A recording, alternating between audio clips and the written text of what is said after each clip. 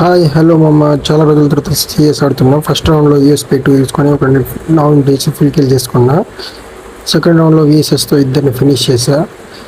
First round ఏమో container గంట కొట్టేసా. Second round ఏమో యూకాంగ్లో విఎస్ఎస్తో హెడ్ షాట్స్ వేపేసా. తర్వాత డ్రాప్ దగ్గర నుంచి నేను MP5 త్రిబుల్ జిప్ తీసుకున్నాను మమ్మ. నెక్స్ట్ రౌండ్లో దాంతో ఎట్లా కొడుతున్నా చూడండి.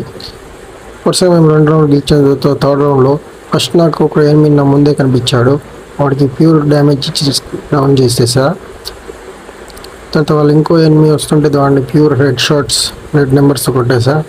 ఇంకా ఇద్దరే ఉన్నారు మమ్మ. ఎలాగైనా వేసి కొట్టుకుందాం అనుకున్నా కానీ నా టీమ్మేట్ కూడా నాకు కిల్ షాట్ చేసాడు మమ్మ.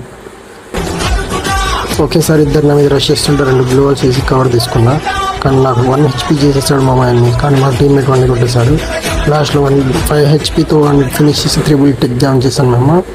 ఇక ఫైనల్ రౌండ్ మా SVD తీసుకున్నా. ఫస్ట్ ఒకటి రన్నింగ్లో ఉంటే 1 కొట్టేసా. తర్వాత లాంగ్లో ఉంటే వాడికి 2 బుల్లెట్స్ మా 120, 120, 240 పడ్డాయి. ఏ మ్యాచ్ ఎలాగైనా వేసి కొట్టాలని ఫిక్స్ అయిపోయామమ్మ.